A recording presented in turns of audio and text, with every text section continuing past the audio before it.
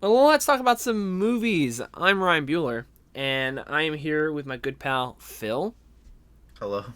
and we are back for the second part of this podcast, talking about Robert Eggers. This is the spoiler-free talk section where we'll talk about his 3 feature-length films, and I'm going to talk a little bit about his 3 short films that came out before those. So we're going to get right into it. So his first short film was released in 2006, titled Hansel and Gretel. Interesting thing about this short film is that it was entered into a short film contest, and it was accepted. But Robert Eggers isn't very pleased with this short, and he actually never wanted it to be released to the public. He didn't want people to see it. And actually, like, within the past year, somebody had released it without his approval, and he's kind of salty about that. But you can For go real? and... Yeah, for real. He was talking about it in an interview. He was like, yeah, I have no idea who released it. It must have been somebody that he gave for one of the festivals. Must have released it. So he's not very pleased with that, but you can go check it out on YouTube, Hansel and Gretel. So the one thing with this short film is that he went for a silent film style. So movies from like the 20s and 30s that didn't have any audio for dialogue, they only had instrumental music. That is what this film is like, where whenever a character talks, they like talk, you have no idea what they're saying, and then a card comes up and says the words of what they're talking about. I have yet to get into silent cinema. I've tried a handful of films. I tried watching Nosferatu. I tried watching The Man Who Laughed, and Metropolis. But I can't get into it, unfortunately. Maybe one day. But And it's interesting that you say Nosferatu as well. yes, You know anything about like he's in the process of making it? yeah. Which there's a lot of interesting things about Nosferatu, and we'll get to that with Eggers. But yeah, so I haven't really gotten into silent films, but this film is silent, so I did watch it twice, and I mean, I just can't really get behind that style, but it is still a decent short film. Like the child actors who play Hansel and Gretel do a really good job. The actress who plays the witch has good makeup and a good performance. And it's still an eerie short. Like the set design on like the witch's house is really well done. So it's still a solid watch, but it's like he just gets better with each thing that he does.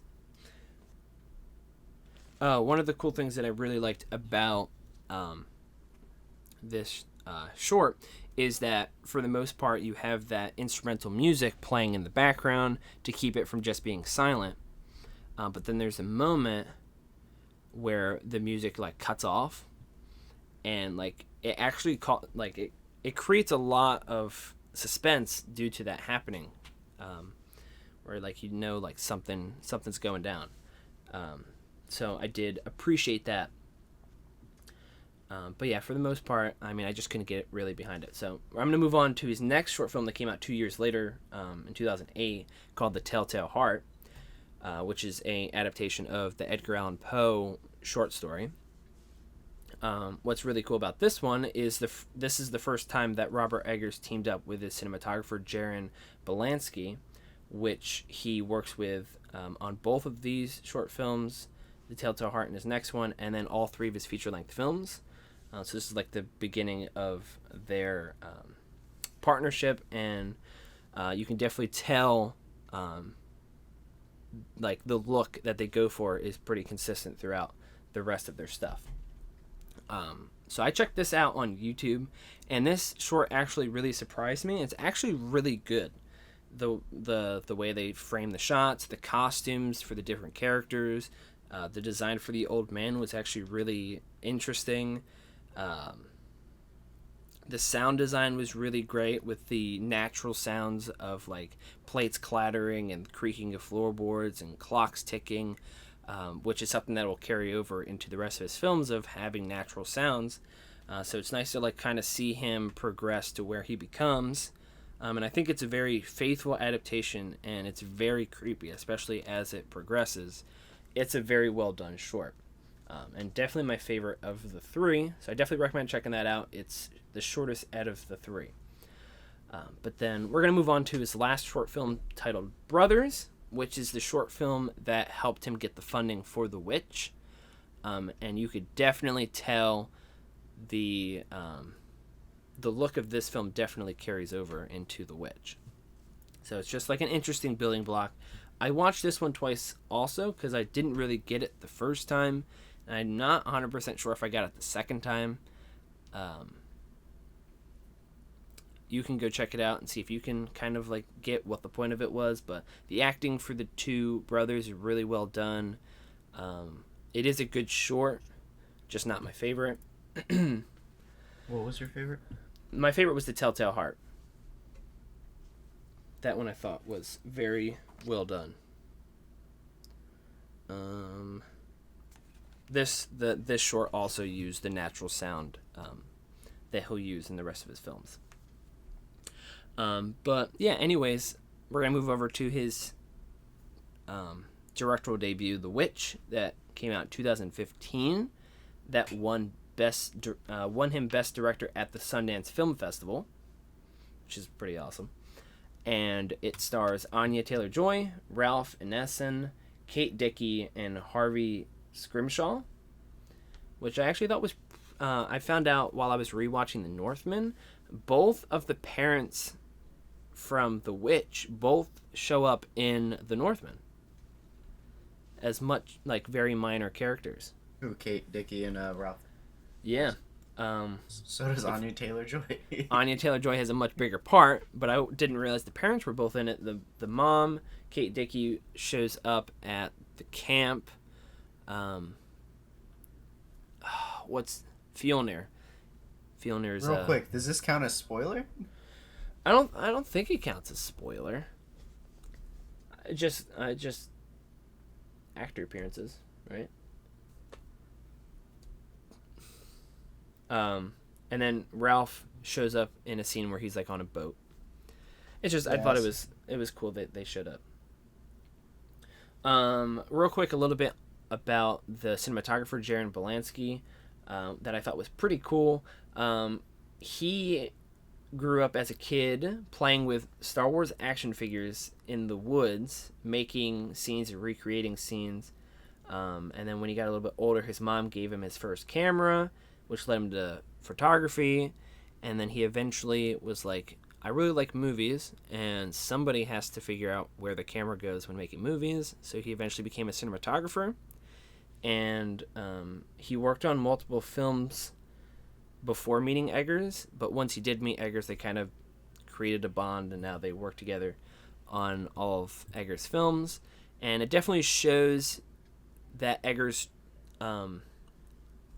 and Jaron both like complement each other. They work great as a team, and they both trust each other. Whenever Eggers is too busy or there's so much going on, he can trust Jaron to make decisions on shots, and he's pretty happy with most of it. So I think it's pretty cool. And then I just thought that the whole background with Jaron was interesting, because that's kind of like how I grew up, like playing with Star Wars action figures. My parents got me my first camera, and then I moved to photography, and I love movies. It's like, oh man, maybe I could have been a Jaron Belansky in like a couple years. So I just thought that was pretty cool. Oscar nominated as well. Oh, he got nominated? Yeah, for The Lighthouse.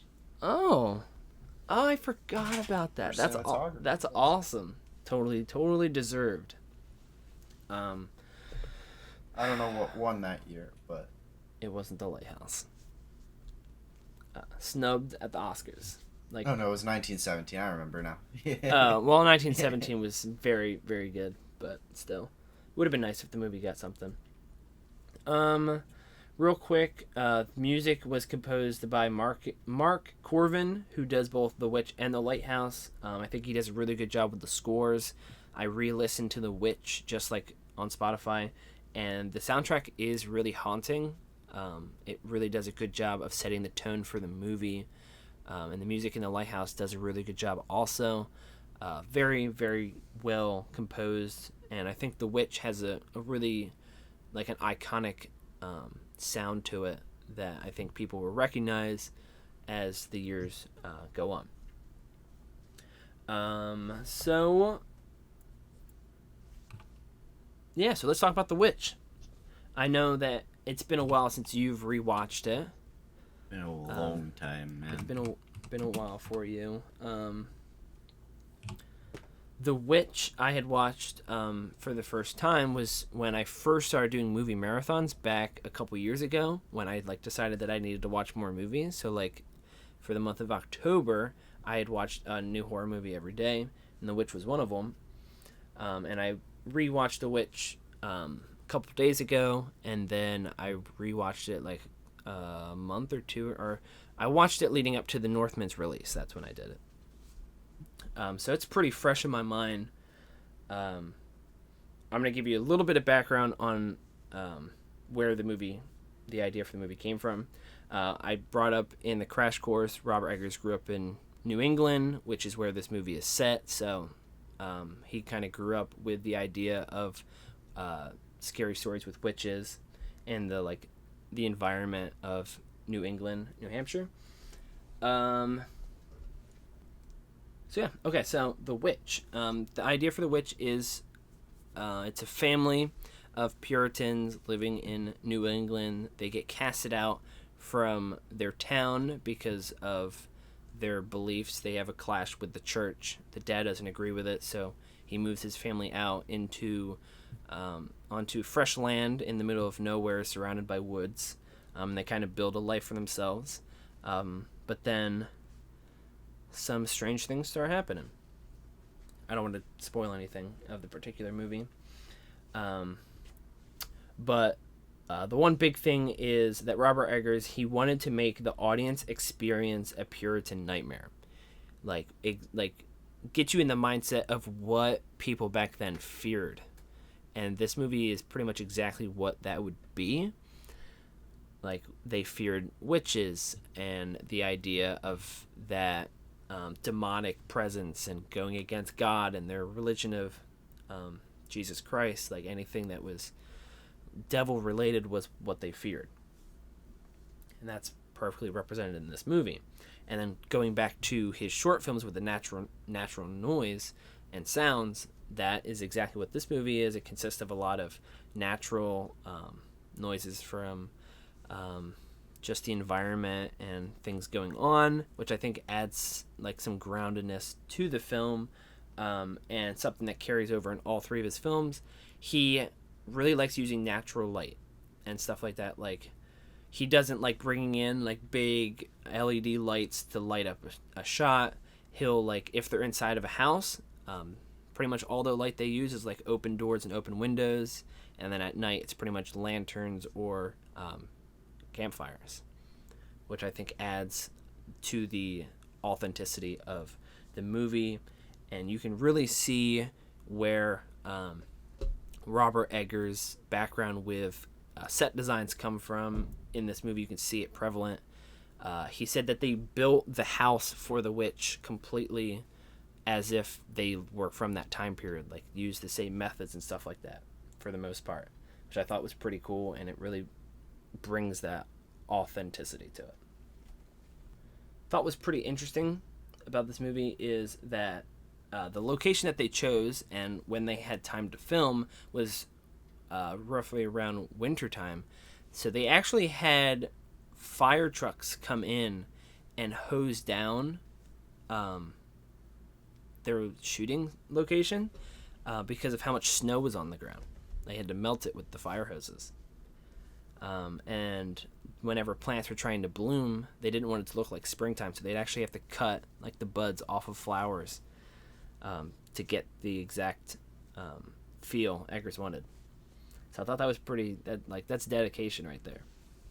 Heavy dedication. So what I really like about The Witch, without giving spoilers, I love the slow burn aspect of it, where it's slowly building up, and it seems pretty innocent at first, but then stuff starts happening and really causing chaos within this family and fear. And like, this is one of those movies that I truly felt like scared, especially towards a particular moment, towards the climax, where like I feel like he really handles the whole demonic evil really well with this film, and it feels really haunting. The score definitely adds to it. The fact that it's from this time period, like how easily it was to die out there, like they're all alone in the woods and there's no one that they can go to. So you feel this isolation and the fear of stuff like that. So I think this is a really well done movie, and for a while I had The Witch as my favorite Eggers film.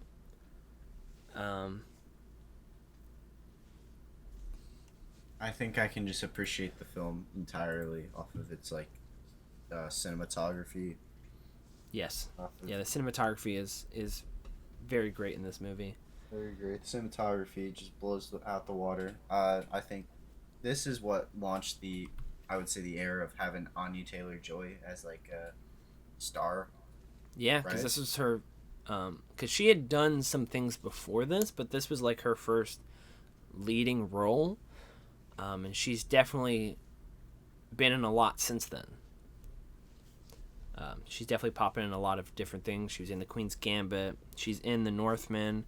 She showed up in The New Mutants. She's done a lot.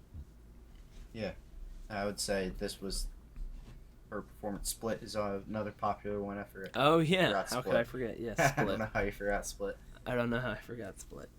Love that. I would say both The Witch and Split launched.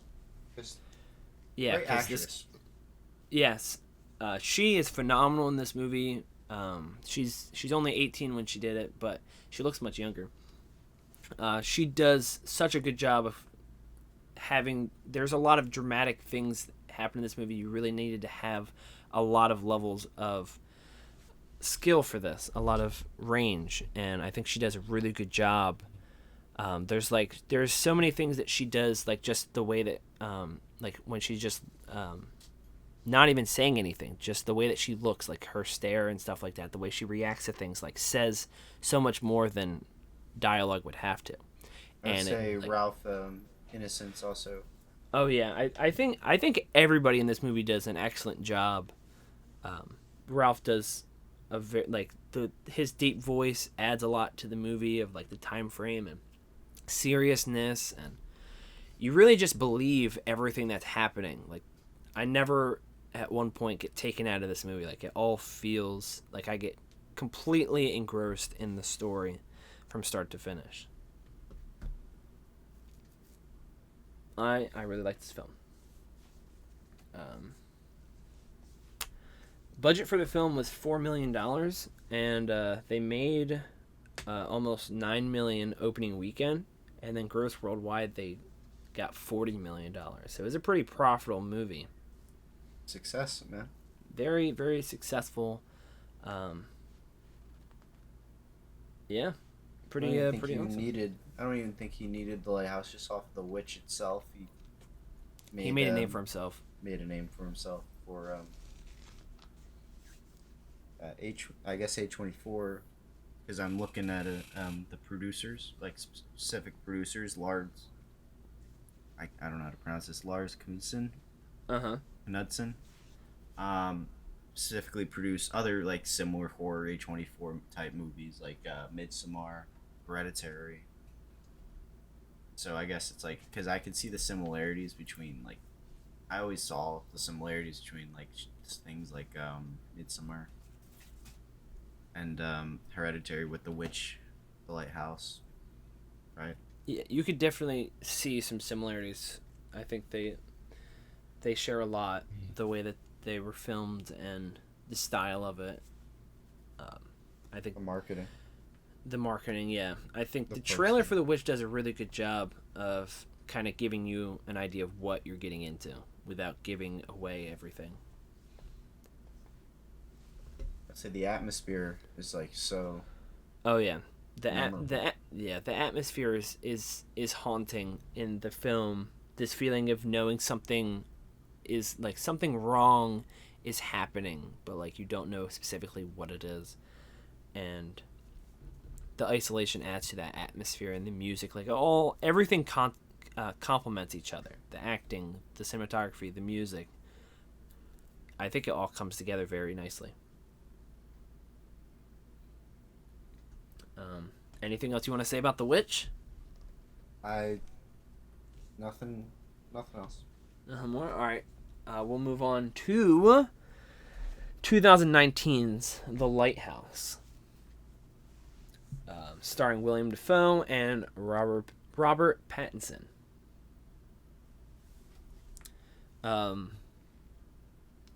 Interesting thing, both actors really liked The Witch, and Dafoe actually reached out to meet Eggers face to face, and pretty much like when they met up is when like they were like, we got to do a movie together, and then eventually Eggers pitched him the idea to The Lighthouse. Pretty sure Pattinson did the same thing, or Yeah, vice Pattinson was. versa. I don't know. They were both fans of Eggers, and they, when Eggers pitched Robert the idea, when they were talking about doing a movie together, Robert was like, "I want to do something that challenges me as an actor and do something strange," and Eggers gave him the script to The Lighthouse, and Robert was like, "Yeah, this will definitely challenge me as an actor." So like there was like no hesitation on both ends. Like they were both ready to go. They seem like they know what they were getting themselves into, but I don't think they had a full grasp of what was to come with this movie. I saw it was interesting because specifically I think Pattinson said there was something in the script he's just never seen before, where it's just a whole page of just saying no, like them going back and forth with no. Right? Yeah. Yes. In ways, it was just like genius. In ways, I believe this film, like I can kind of like I think Pattinson does a really great job, but specifically Dafoe was like Oscar worthy. So Yes. it was so great. They both did an amazing job in this film, and yes, William Dafoe definitely should have gotten an Oscar. No, the writing on it, on top of like the line delivery, yes, it's just so. It's just Eggers did a really good job with casting for this film. Oh yeah, it was like perfect. It was perfect. Like I don't see anybody else being able to give us what we got with this film than these two. And I think it's also perfect on the setting, just like just two lighthouse keepers trying to keep their sanity. Yeah, like there's only like 90% of this movie is just them. It's just they're the leads in the movie, and they have to carry the whole film and keep the audience interested when it's just them at a lighthouse, and the two of them are just doing their job. In this gorgeous black and white like setting. Yes. Interesting thing about that, when Eggers was pitching the idea for The Lighthouse, he was like, I want the film to be shot in black and white. They used like authentic cameras, and whatever cameras they couldn't acquire, they made custom lenses to get that aspect ratio of the square framing, the black and white, the grittiness. They shot it all on film. But when he was pitching it to the studios, they were like, "Is there any way that you could shoot it on in color, just in case if certain like foreign countries want it in color, don't want it black and white, so we can have the option that you can go back and make it black and white?" And Eggers was 100% firm, like, I want this film to be 100% shot in black and white. And Jaron and Eggers got together and talked about this, and the reason why they wanted it is they wanted to capture this time frame, and the way black and white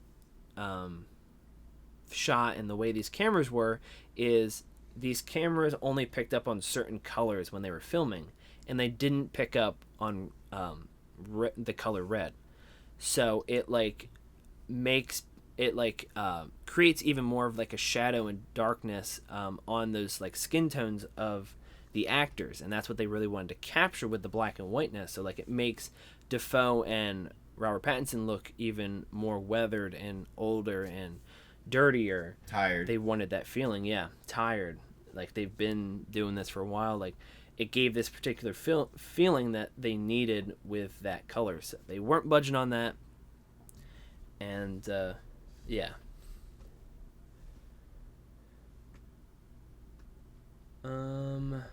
So, real quick, the origin of the story. So, the witch, when Eggers was pitching the idea for the witch, 3 years went by where no one was picking it up, and Eggers thought like, okay, well maybe I need to go for like a smaller scale film. And his brother Max Eggers was in the process of writing a short story. He was actually trying to finish an Edgar Allan Poe story entitled The Lighthouse that he never finished. He passed away before it was finished, so Max was trying to write it himself, and Eggers was like, oh man, that's really cool. And then a couple months went by, and Max said that it wasn't working out for him, so Robert was like, hey, can I come in and try it myself? So then they like collaborated and were working on this script for a movie entitled The Lighthouse as kind of like a project on the side, just in case if the witch doesn't work out, maybe he could do The Lighthouse. But then he realized like, oh, I can't really have a movie about a lighthouse without a storm, and he was like, that's going to cost a lot of money. So then he was like, I'm going to put this on the side. So they kind of were working on it in the background. Eggers made the witch. And then afterwards, Eggers was getting opportunities to do bigger movies and stuff like that, but he wasn't sure if he was ready for it. So then him and Max sat down and finished the script for The Lighthouse and started pitching that as a movie, which I thought was pretty cool. I mean, this is like The Lighthouse is the Eggers brothers finishing an Edgar Allan Poe story, and you can like, I mean, he adapted The Telltale Heart, written by Edgar Allan Poe, so like you can see the influence and the appreciation for his work.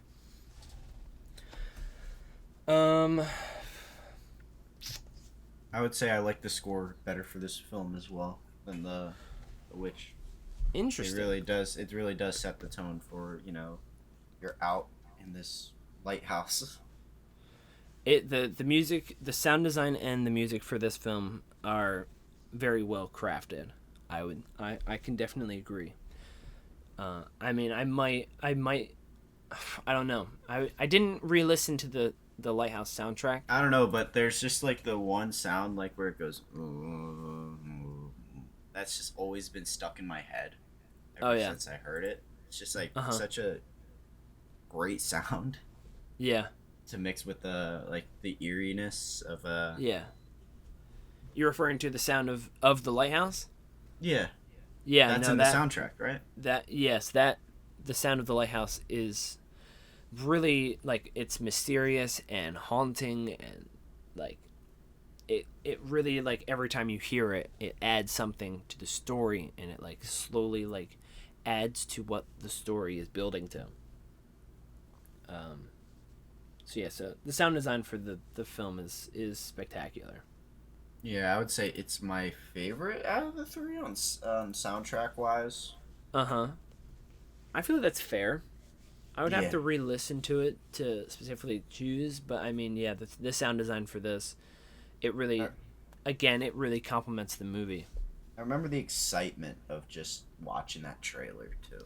Oh my goodness! Every time I watch a trailer, like, the trailer again is really good for this movie. The way they have the music, the way they have the lighthouse sound, like, again, I think that trailer perfectly sets you up for what kind of movie you're gonna see.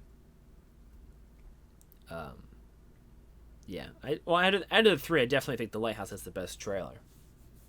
Best trailer out of the three, I think The Lighthouse is my favorite movie. I think I can agree with you there. For a while it was The Witch, but I think The Lighthouse is just so unique, and it just does everything that I want it to do, and I love every minute of this movie. I think it's the most rewatchable out of the three. I think it has the best performances. I think it has just a unique look. Yeah, I think he peaked. Like, everything here is the best that he's given us up to this point. Like, yeah, like you said, best performances. I definitely agree, and I think everything came together for it. Granted, it's only just two people, so much time to shine. So much time. Yes, like, it takes a lot for just two actors to be able to carry a 2-hour-long movie. Like, it takes a lot of skill, and it takes a lot of really well done writing to keep an audience like wanting to keep going. But it is also super realistic. Like, how long would you really last? Yes. Well, okay, so there's like, it has that groundness to it, and like the idea of being stuck in a lighthouse for that period of time during that time period. Again, going back to the historical accuracy, like Eggers read letters that this lighthouse keeper wrote, and multiple different lighthouse keepers, like how, like the way that they felt during those long times being out in the sea. Like, he used that as inspiration to make this film, of like that feeling of claustrophobic and loneliness and insanity. Like, he tries to incorporate that into it. What were we gonna say? It's super interesting because it's like, even like something like the smallest detail, it's like wanting to go, for example, like wanting to go like see what he's hiding up there, right? You get like so petty on something so little, right? Yeah, or you know, like, you get horny, you get super horny. Yeah, like it doesn't like, it's not holding back on things. Like, it truly is like what these two guys would go through hypothetically in this situation. Like you said, the horniness of two guys being alone out there for such a period of time, going crazy, not trusting each other because it's two people that have never met before, and like, it's an uncomfortable situation. And yeah, I think that he did a really good job.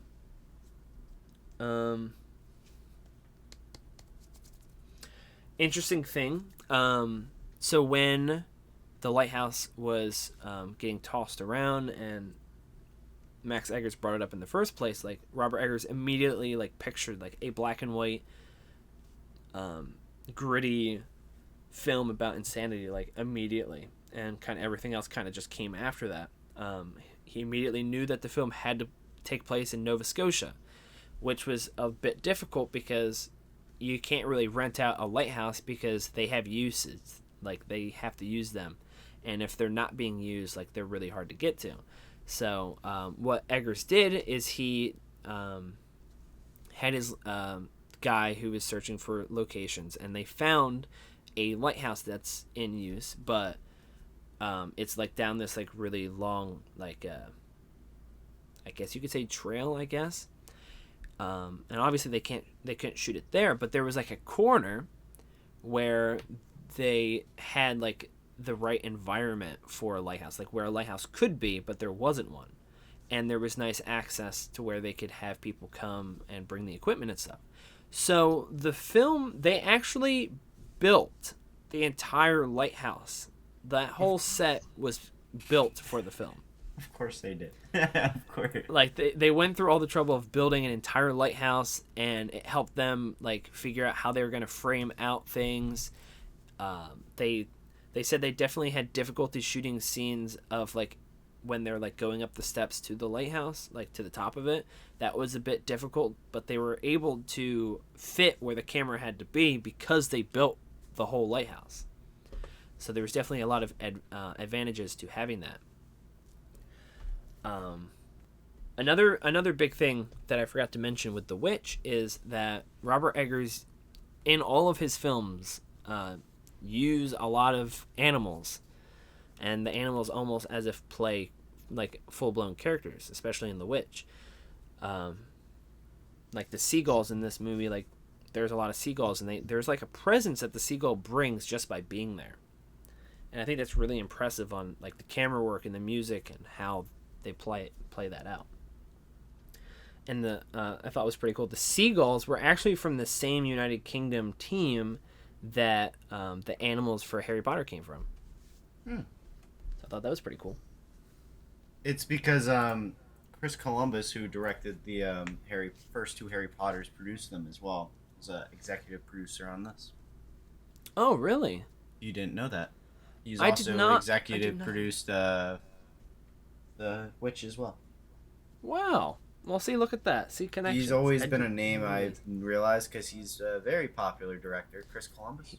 Yeah, he's definitely made a lot of iconic movies. Yeah, Home Alone is definitely a big name. So it's cool to have him as a support for these films.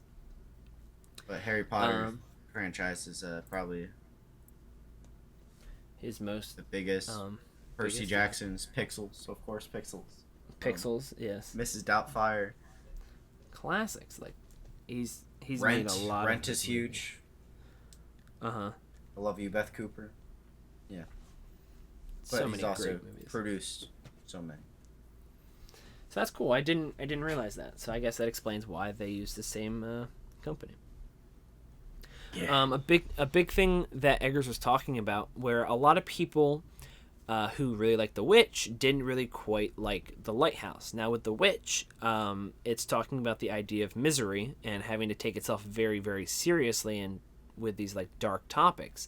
Eggers didn't want to take the same route. He was like, if I'm going to talk about misery, I want to do it in a different way. And he was like, I want to kind of like laugh in the eye of misery. So there's a lot of things in this movie that I actually find pretty funny, especially rewatching it.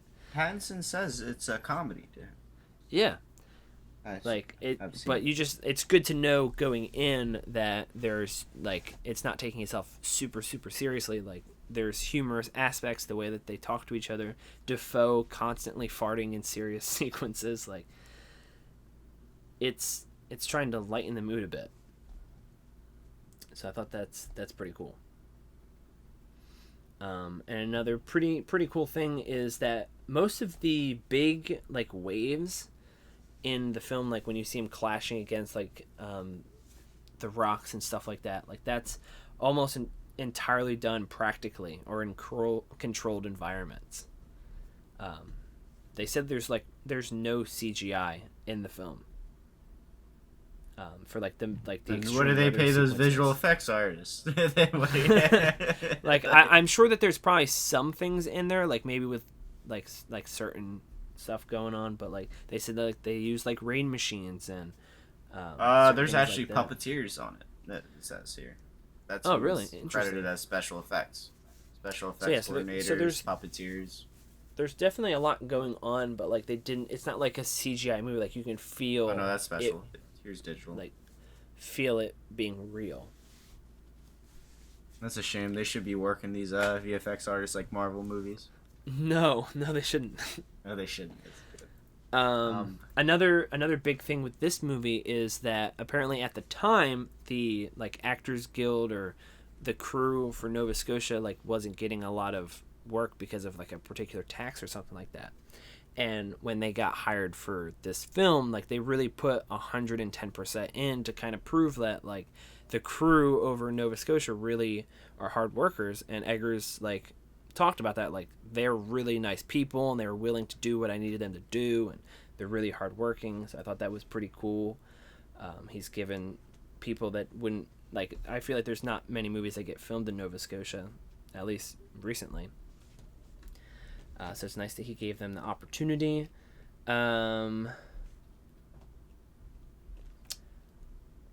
Interesting. In the Lighthouse, when it's dark outside, because of them filming in black and white and these old cameras and stuff like that, and only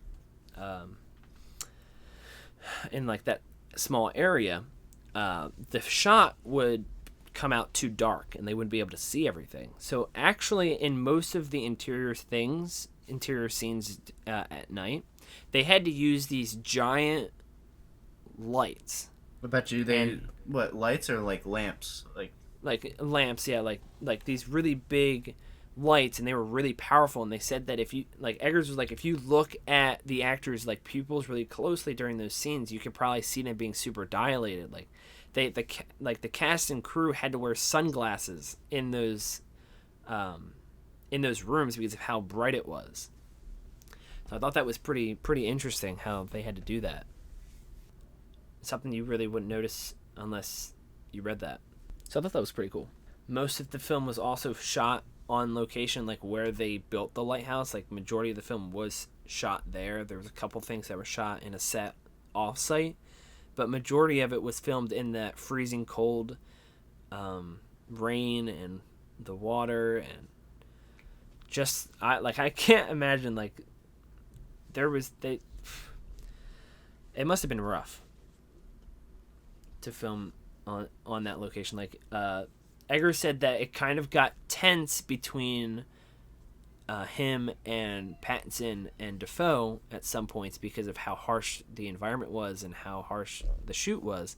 But like, it wasn't like they were on bad terms. Like, they knew what they signed up for, but it's kind of like one of those things where it's like, if you're in that rough of situation, like, you're not going to be 100% happy.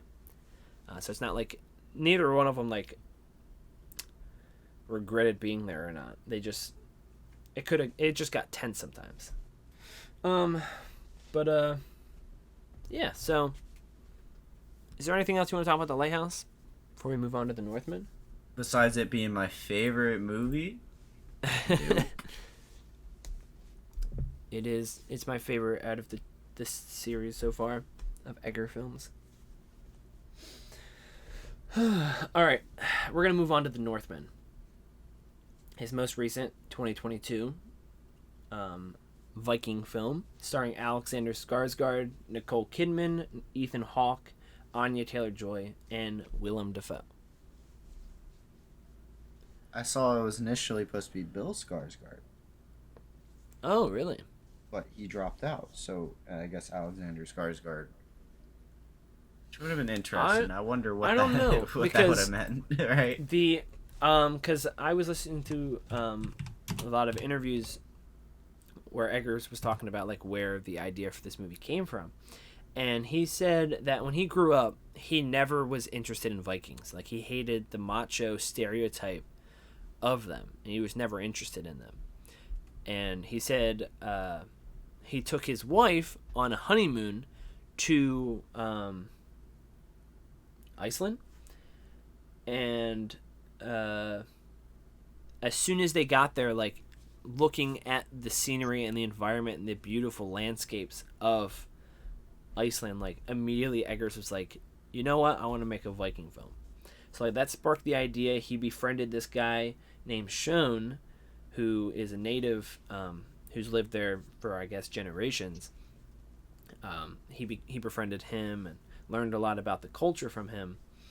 And then a little while later, Eggers said he was in a coffee shop having lunch with Alexander Skarsgård, and Alexander Skarsgård said that he's wanted to make a Viking film for like his entire life since he was a kid.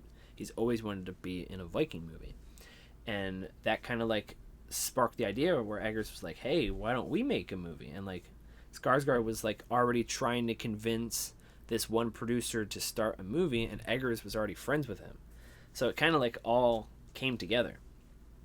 So they worked together to make this film. Eggers brought in. I was wrong on that. It wasn't supposed to be Bill, like Alexander Skarsgård. You're correct. Is supposed to be still the star, but he was supposed to be opposite with his brother. So I guess it was probably a brother thing. He was forced to drop out due to pandemic, of course, pushing back all the scheduling conflicts. Oh, that's a shame. That probably would have been cool. It was probably like a dream team right there, right? Yeah, that would have been cool. Bill Skarsgård is definitely I'm pretty a good sure actor. Alexander is also a producer, if I'm not mistaken. Yeah, he definitely has a lot to do with this movie, the whole process. Sean was brought in to help write the movie because Eggers was talking about, like, people who have lived in Iceland for generations, like, they know, like, these people know what saga Norse mythology like legends their family is like from or based from and stuff like that. Like they know those legends like by heart. So Eggers wanted to have as much knowledge as possible, so he brought him in to help write the film, and then he brought in special like historians from this particular land and tried to learn as much as he could and make it as authentic as possible, and he really dedicated a lot. Now what's really interesting, coming full circle with Eggers' background in theater and Shakespeare, the Northman is based off of the tale of Amleth. That is what Hamlet characters. and The Lion King, those movies are, or stories and stuff, are completely based off of this Norse legend of Amleth, which at the time Eggers didn't realize that's where Hamlet came from until he started learning this stuff. So I thought that was pretty interesting. Didn't know that's where Shakespeare got the idea for it. And that's kind of also where Eggers draws the idea of, like, I wanted to make a popcorn movie for most people to enjoy. Most people know the story of Hamlet and the idea of a revenge tale. So it's pretty, like, cut and dry, pretty simple. So it allowed for Eggers to really focus on the historical accuracy more because he didn't have an obscure plot like The Lighthouse. Cool thing that Eggers brought up, he said that he compared people worshiping superheroes today to how the people back then worshipped their gods. Like Comic-Con, people are dressing up and impersonating people and like worshiping these things that they love, similar to how people did back then. Only difference being that the people back then truly believed in those gods and them being real. And I feel like it's safe to say people who go to Comic-Con don't think Superman and Batman are real. But it's close. They can so I thought be. it was an interesting like comparison. And it's a I thought huge it was revenge pretty tale. It's a huge revenge tale, and it was interesting. yeah, it's classic tale. Interesting thing that Eggers brought up, he was like Dowry, who made The Green Knight for A24. He said that that movie is similar to The Northman, where Dowry tried to make a movie based off of a tale from that time period, from that group of people. And he was like, those legends are really weird and strange. And that's why that movie is very weird and strange. But with Norse mythology and legends, Great he said movie, that by the way. Green Knight is a great movie. Just a little bit more of On a the weird weirder one side. the weirder side. So yeah, it's kind of difficult to make a movie like The Green Knight based off those stories and try to make them like Hollywood. Like then you're not really being true to the material. And it kind of worked out for Eggers because Norse mythology and stories play out almost as if 80s action movies, which you could kind of feel like with the whole revenge tale idea. We're gonna go back to like the idea that this is the most historically accurate Viking film ever. Eggers said that thanks to the Viking television show and I quote, he said, and the Marvel nonsense, which I thought was hilarious. He said, the Marvel nonsense, there is a hunger for Viking content. So, like, Eggers is not a big fan of superhero stuff. He said when he was a kid, he read comics and stuff like that, but then when he was introduced to the artist Hyman Bloom and the occult and stuff like that, he kind of just pretty much burned his comics and went into this more serious side. I just like he disses on Marvel multiple times.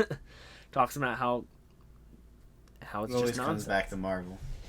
Yeah. So I thought that was funny. I was like, I have to include that quote. He's grateful for it, though. Yeah. He says that's what he credits for making the movie happen, correct? Yes. Yeah. If it wasn't for the Viking television show and if it wasn't for Thor, there wouldn't be as much of a want for a Viking movie. So yeah, it's pretty cool. How he handles that.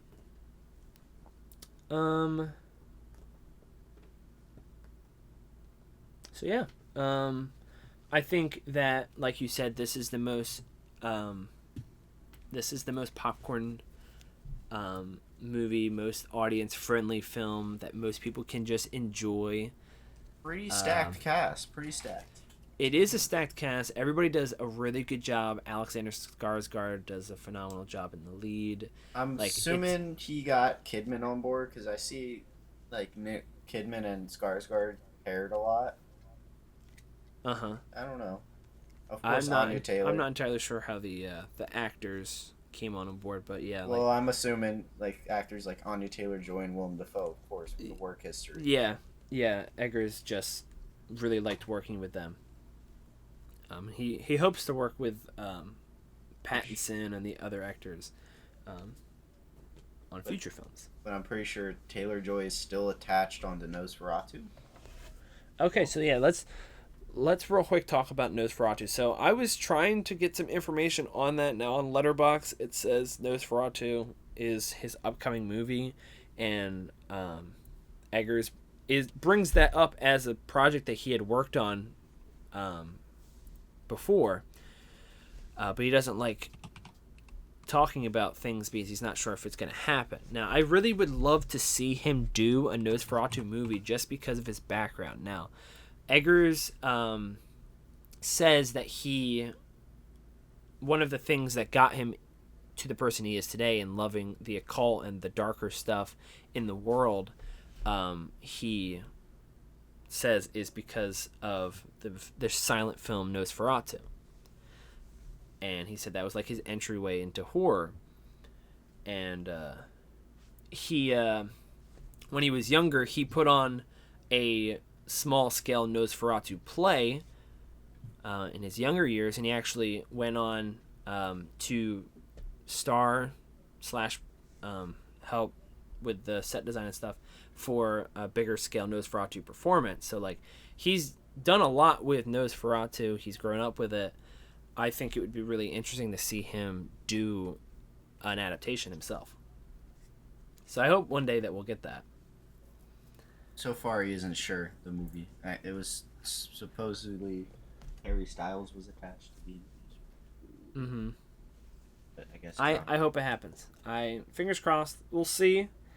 I mean, the Northman just came out, so it was supposedly supposed to happen before the Northman, but I guess he was. Yeah, it was one of the movies that he had worked on. It was one of the bigger scale stuff that he had tossed around the idea for.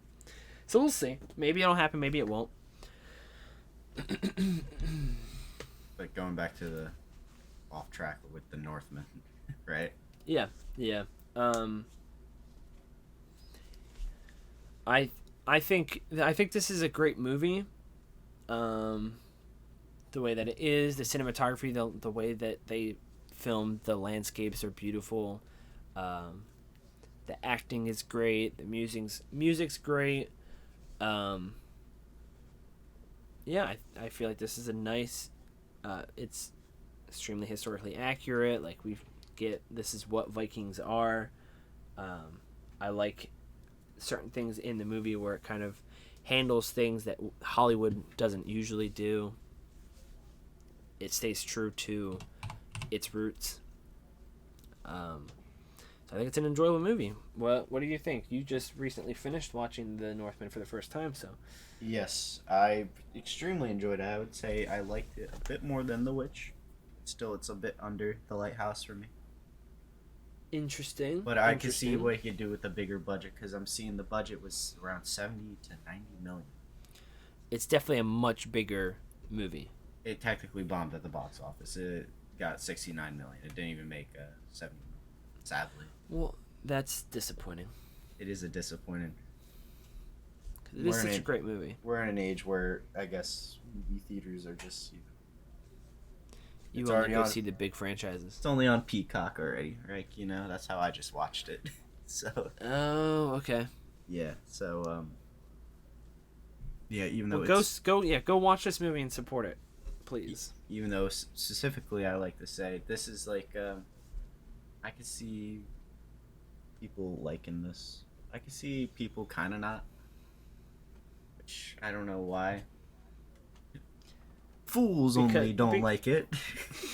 It's one of those things where it's like, because it's being so accurate to the time, some people aren't used to that kind of stuff, because Hollywood usually makes it's pretty much like this when Hollywood Someone makes will movies, probably kind tell of, you it's not accurate to Vikings just because of what they've seen in the past movies, in past movies, like, but that's not true, because the past movies are pretty much just making a normal movie and then slapping the whole Viking idea onto it without doing the extended research that Eggers does.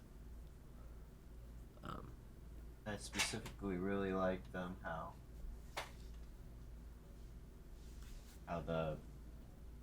the action was with this. I do like him on a bigger scale, and I could vibe with more of him on this. It is, yeah. It is pretty crazy to see how much of a larger scale this movie is, because The Witch has like 2 locations, The Lighthouse has 1 location, and The Northman goes like all over the place. Yes, I just gotta go off of it's like such interesting dialogue. Mm-hmm. The way that they talk,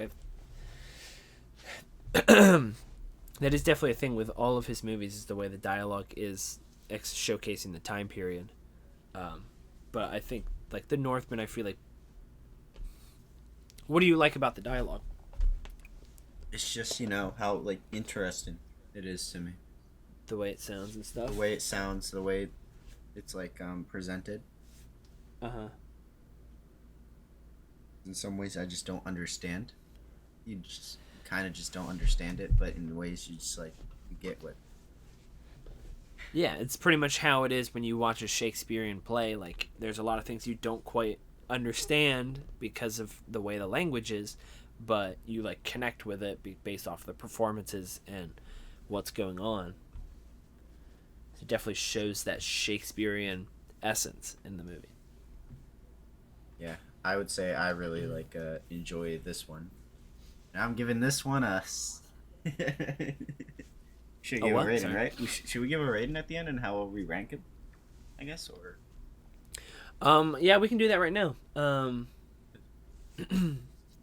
haven't watched the short films. I don't know if you're going to count those in your... Yeah, we don't have to rank those. But I have it on my Letterboxd if you want to check it out, though. Shout out to Ryan Buehler Productions on Letterboxd. Is that your name? Check me out. Is that your name on there? Or is it should just be Ryan Buehler. Ooh, got the official. No, it's Running Film 15. It's Running Film 15. So yeah, go on my Letterboxd, Running Film 15. Link in bio.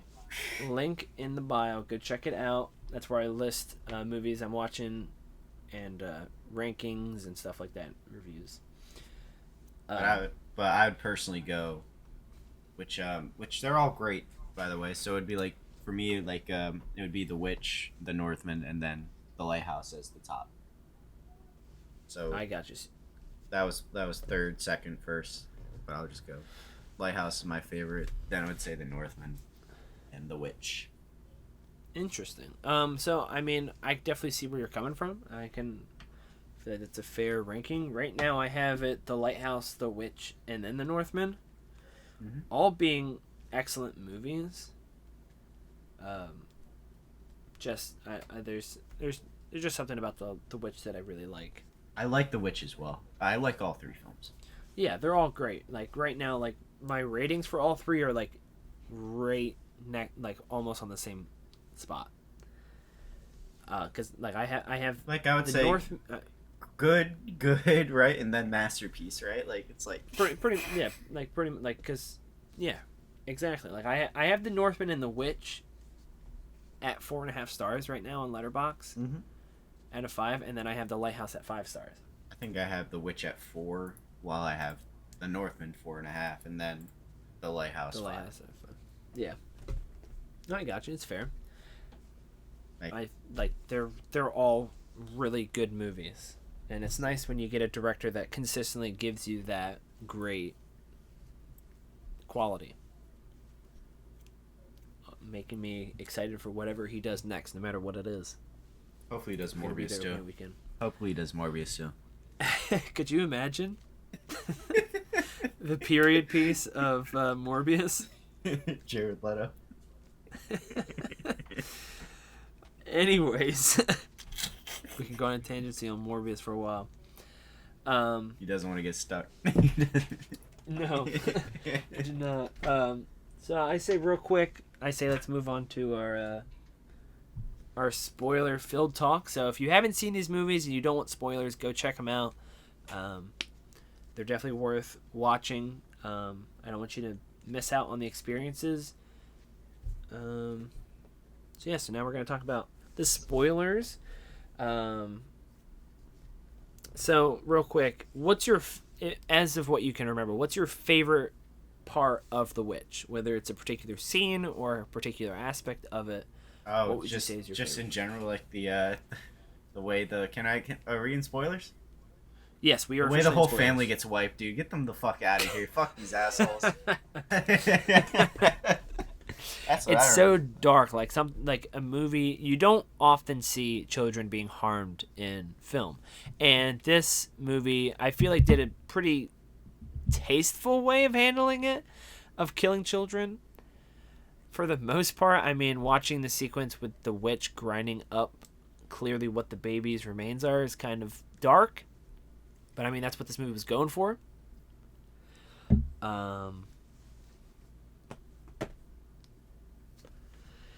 Yeah, what's yeah. The way it goes really dark. I like how they just feared like what it was the whole time.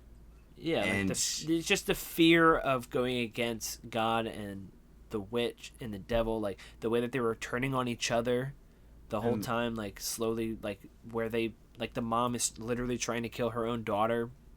Yeah, and the way she kind of, in the end, just kind of accepts it looks like, right? Yeah, pretty much. Now, my favorite part of the movie is the sequence at the end when Anya Taylor-Joy is comes face to face with Black Phillip, and Black Phillip starts to speak to her. Mm-hmm. And this scene is what makes this movie for me. The first time I watched it, my blood went cold. Like, there was just something about the way the voices and the idea of, I guess, presumably Satan himself speaking through a goat, the way that the voices with the whispering and the way he speaks is just so chilling to me. And I feel like that scene is just one of my favorite scenes in horror in total. That's why it ranks so high for me, is that moment. I agree. I'm glad we can agree on that. The animals in the film, The way they're I used. think the way they're used, just the way that the animals just like are looking, like it just, there's this eeriness on all of them, especially Black Phillip, which is interesting because Robert Eggers said that all of the animals in the movie were very cooperative, except for Black Phillip. Mm-hmm. That goat did not want to film this movie. That's funny. It is pretty funny. It's interesting how it's like you have fear in these animals in this movie, where you have like annoyance in like the Lighthouse, and then you have anger in like the Northman, right? Yeah, very good point. Very good point. The usage of them, it's just kind of how these movies make you feel, right? Yeah, they all have a particular emotion. Yeah, the fear is definitely the Lighthouse, or the witch. The witch, yeah, the fear for the witch, and then the Lighthouse would what specific emotion would you say is that, like, with the Lighthouse? Yeah, more like insanity, definitely, yeah. Insanity, just or that like untrustworthiness, right? of reality. And then of course the Northman's like anger and anger, vengeance. Vengeance. That's a good word. That's a good word. Yeah. So they have each their particular thing that they're going for. The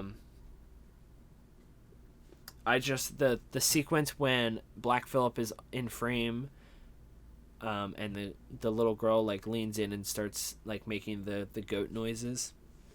Another really chilling moment from that film that I really like.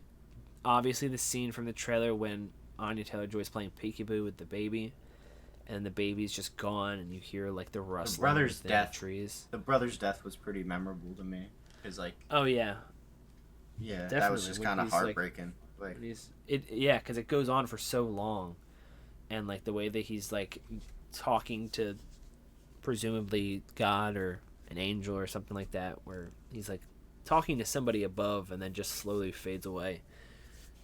This movie's depressing. yeah. But it's like very well done. Yeah, I believe. Yeah, it's one of the best horror movies to watch in recent years. Yeah, definitely. Interesting thing Jaron was talking about. He said, Dude, I don't know why I thought you were about to say Jared Leto. I'm like, what does Jared Leto have to say? No, Jared Leto.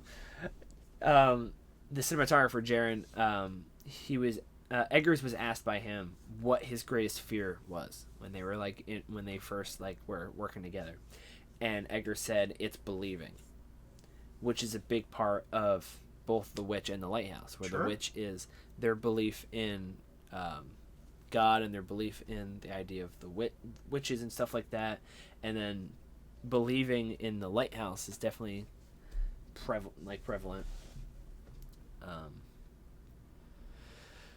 So I thought that was pretty interesting. Eggers was talking about how most people in a cult, once you believe, it's real, and that's definitely prevalent in The Lighthouse. Eggers was talking about one time he was working on a project and he got so deep in his research that he believed a certain thing. Like he said he was on a plane and he was like, this group of people, they weren't talking to dead people, they were talking to elemental spirits. That makes sense. And he freaked himself out on how that made sense in his own mind. And I feel like he puts that in, I mean, pretty much all, I guess you could say all three of his movies, having a particular belief system and believing it to a certain degree where it pretty much just controls you. So for the most part, I really love The Witch and love everything that he did with it. The Lighthouse. What is your favorite part or aspect of The Lighthouse? Oh, just them in the room, specifically. Them in the room, just what? And then Willem Dafoe's dialogue during it. Yes, that went on love for so long. The sequences when they're drunk and they're freaking out on each other and they get super mad and they start laughing and then they're dancing around the room and they're quiet depression holding each other. I loved how all over the place it was. Yeah. How and you truly feel the insanity in the movie and the untrustworthiness of Dafoe feeling like he is manipulating. Obviously farts are my favorite part. The farts definitely. I love when Pattinson's character starts yelling at Dafoe about his farts. I think that's a great sequence. I like how he calls him Winslow the whole time, even though that's not his name. Not his name, yeah. Yeah, I don't know if there's a particular scene that I love above all of them. There's just great sequences throughout. Just love the look of the movie, the way it feels, every minute of it. I just really like that feeling of just being manipulated. Yes. Interesting thing I found out, the sequence when Robert Pattinson throws or gets Dafoe into that hole and starts shoveling dirt onto him. I found out that was real dirt that was being shoveled into Dafoe's He was face. still going. That's funny. I couldn't. Next thing you're gonna tell me that was a real fucking forget I don't remember if it was a little. It was axe. a real mermaid. No, the axe that he took to the chest. It might have been. Yo, at that point, that might as well have been a real mermaid. It might as well. Yeah, I couldn't Pattinson believe was it. just so shocked that he almost killed him. Yeah, that he actually killed Willem Dafoe. He wouldn't have been able to do Spider-Man No Way Home. He already did it before. You just didn't know. Oh, word. Marvel's so ahead of its time that Marvel's so ahead of its time that they digitally added Willem Dafoe. So yeah, I thought that poor was pretty VFX interesting how like, yeah, they apparently had a guy shuffling through the dirt, making sure there was no rocks to like hurt Defoe. Like, can you imagine that day? Like, Defoe's like going through that whole shoot of like being stuck in the soaking wet water and being freezing cold, and then having to be acting as if he's a dog, and then being dirt thrown into his mouth. Like, I forgot he went through a lot. I forgot he was acting like a dog, but he probably just they wanted to do it. I can't imagine. They did. They were willing to do it like that. Yeah, that takes a lot. Like, I'm very impressed. Something that is pretty interesting. So Eggers, when he was asked in an interview about what his favorite horror movies are, and he had brought up The Shining. Yeah, like every other horror director, right? Which is usual. But I thought was pretty cool is that there's a reference to The Shining in both The Witch and The Lighthouse. What is that? In The Witch, you have two creepy twins. Mm-hmm. Which is like in The Shining. And Eggers actually has two twin brothers. So I thought that was cool. One of them being the one who wrote The Lighthouse. And then in The Lighthouse itself, there's a pretty big reference. There's obviously the scene where Defoe has a limp and he's chasing Pattinson with an axe. That's funny. I feel like it was pretty, so funny. It was great, yeah. I thought, yeah, the scene when we think that Defoe is like dead, but then he like comes back with the axe out of nowheres and attacks Pattinson. Was he naked in that scene, or am I thinking of a different scene? There is the one scene where like Defoe is like staring at Pattinson, deeply at him, and it was just like his eyes turn into the light from the lighthouse, and he's naked.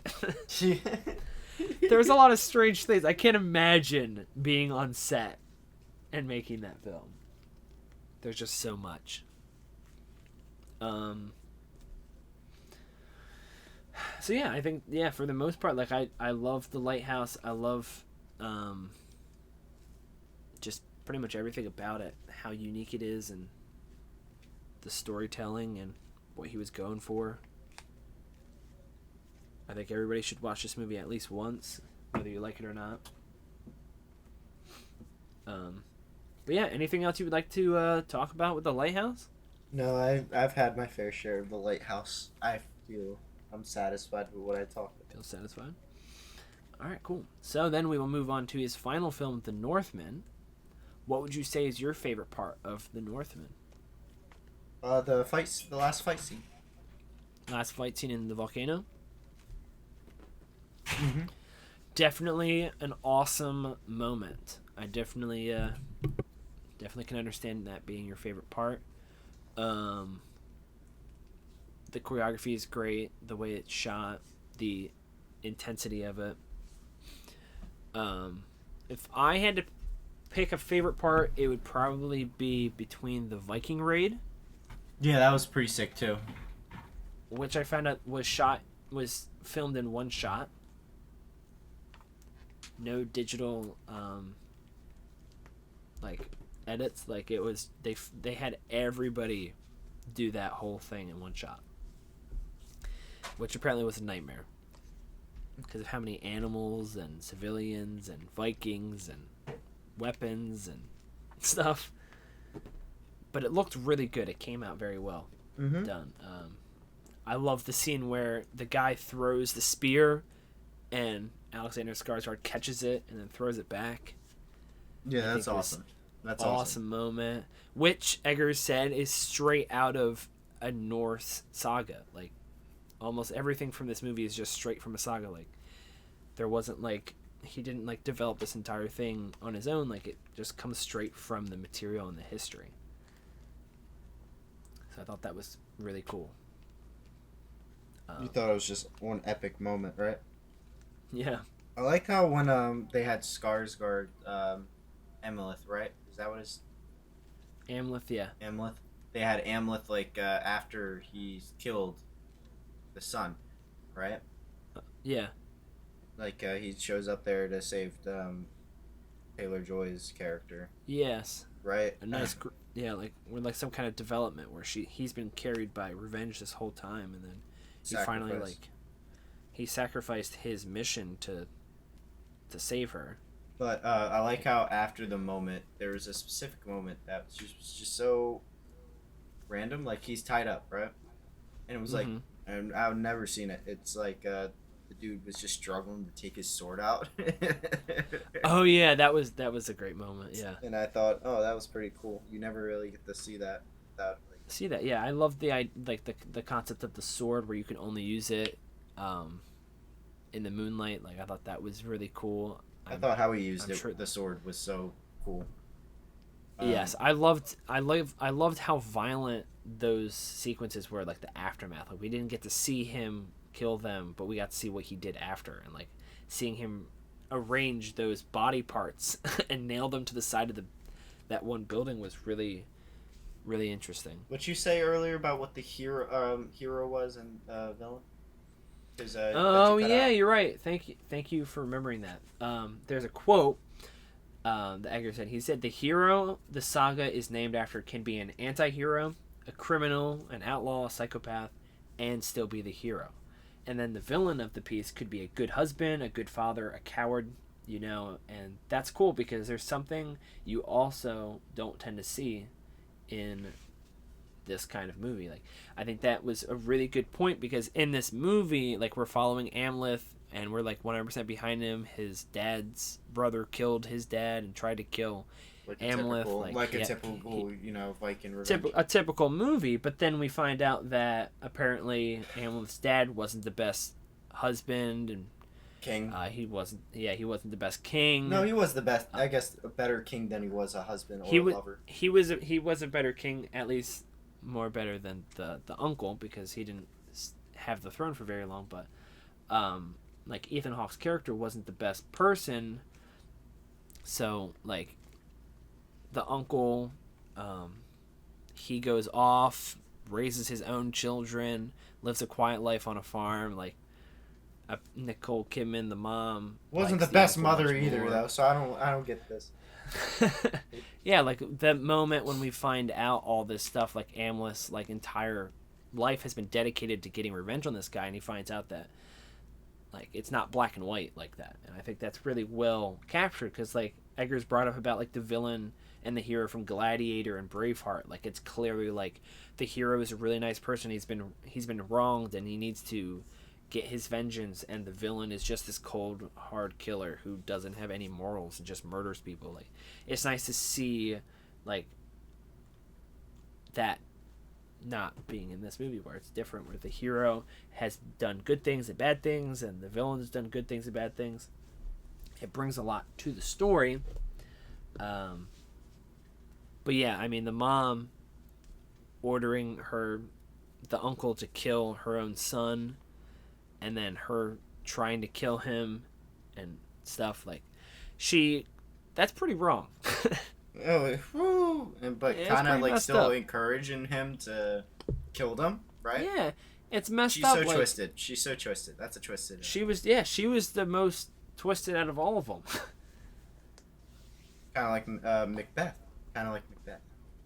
Yeah, very good point. That Shakespearean concept again. I was so uncomfortable when she started making out with him or trying. That was weird. Didn't see that coming, and then she immediately tries to kill him. Like my goodness. But like I felt like it was so weird that Fjolnir, the uncle, like leaves his wife and son in this in his room to hide, and then Amleth shows up and kills both of them. It's like Fjolnir should have. That wasn't the best move, guy. But I thought the scene when he finds out that his mom tried to kill him. I like how if you think about it, it wasn't even really the uncle's fault because, like she was begging. She begged him to do it. You're right. Like the villain of the story isn't even really the villain. So I think that's a nice twist that we don't often see. The villain is especially love. In these kind of movies. Yeah. Yep. Really. Yeah. And the hero is hate, I guess. But the winner. Yeah. So it's something you just don't usually see. So I think that's really fascinating, and I like what this movie brings. It's interesting because hate still overcame, I guess. The revenge still overcame, but still got the happy. Yeah, unfortunately. You never see that. You always see the movie where he because you would think it just ends right there. He runs off with the girl. Safe. Yeah, because that's kind of what a Hollywood movie would kind of be like, where he overcame that. But that's not how the story goes. But he's already satisfied with how it. Yeah. He got her out, right? Yep, but he couldn't do that. But he couldn't get himself that out. Yeah, he just was too caught up in it. But when you dedicate all your life. Yeah, I mean, he swore to his father that he was going to avenge him. Even if he was a poor father, I always thought it was weird. You can still see. Sorry, what were you gonna say? Oh, I thought it was weird the whole time. Fuck you, dude. That's why I shut up. I'm just gonna say that I appreciate at the beginning where we see a good relationship between Ethan Hawke and Amleth, where it like drives it home where they had it seems like a pretty good relationship, so it makes sense. Amleth and King Arvard. But what were you gonna say? I was gonna say, I was realizing the whole time, I'm like, if this was a good mother, why is she like not like even in the slightest recognized, right? Like she didn't recognize. Right? Yeah. Like it took or her even cared.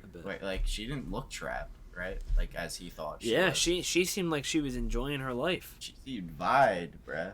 Definitely threw a wrench in his plans, and I appreciated the scene where Amleth like chose, like he was so angry, but he didn't want to kill his own mom, so like he went and kills her son. Was that her son? Like, or was that just the uncle's? Oh wait. I don't know for sure, but it looks like same age, kind of. I would say probably a bit younger than Amleth, but I don't know.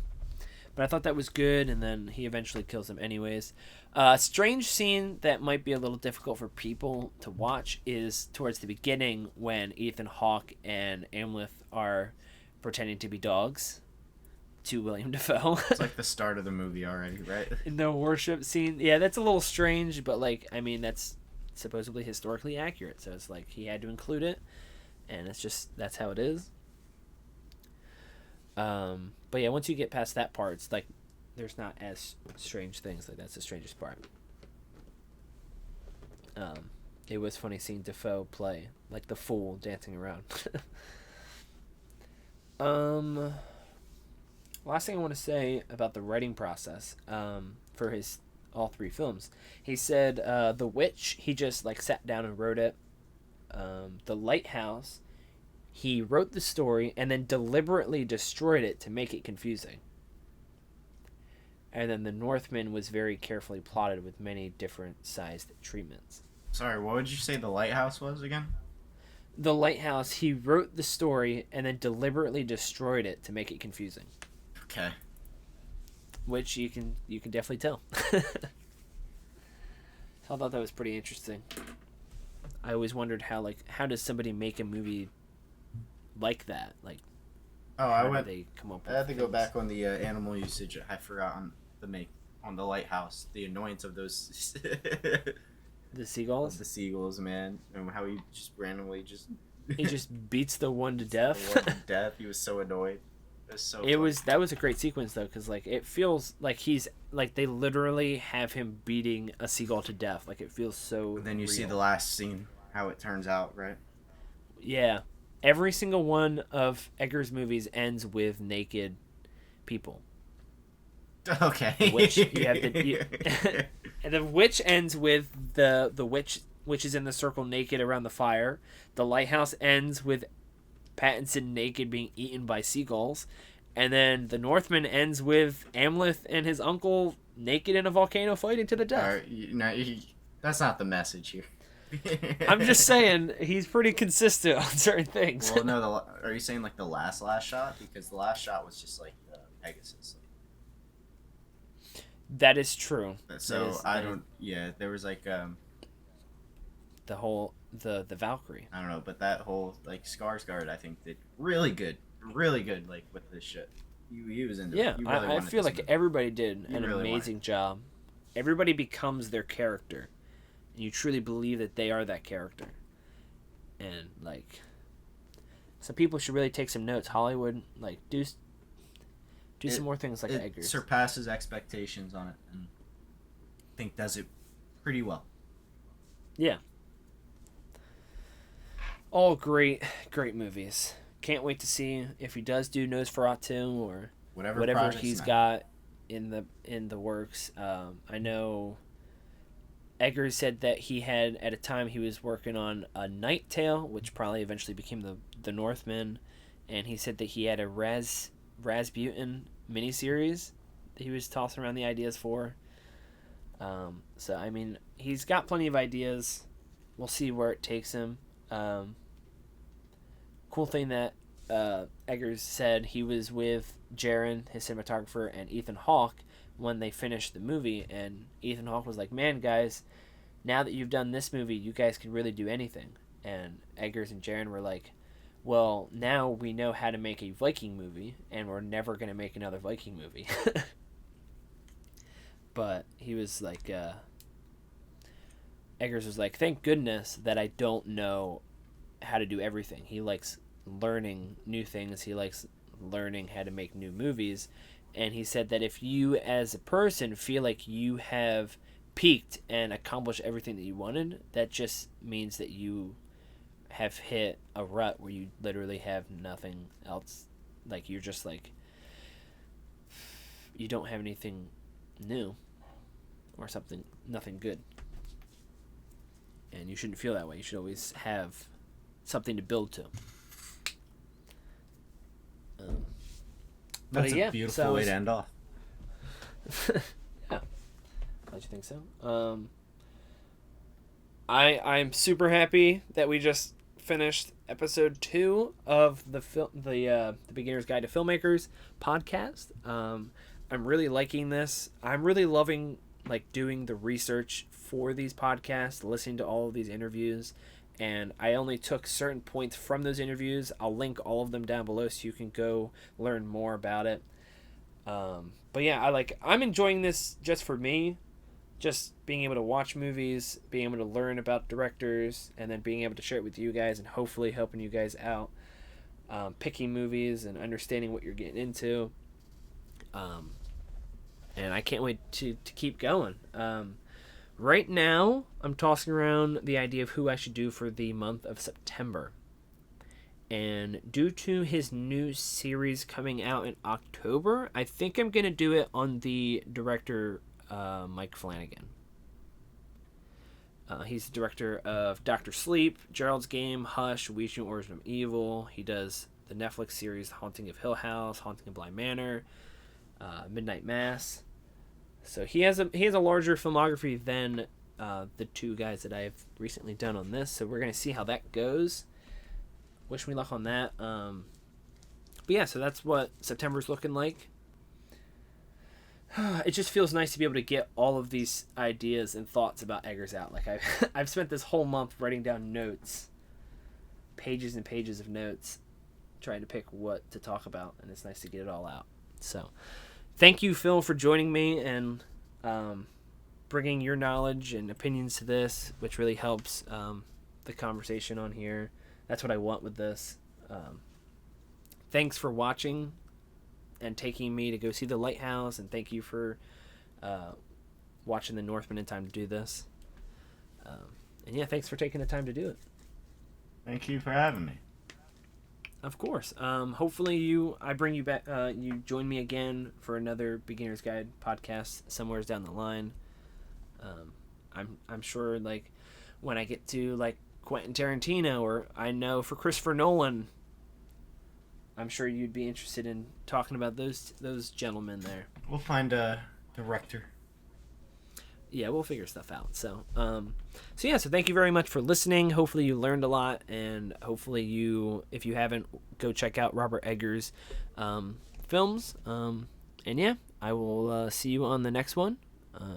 Have a good one.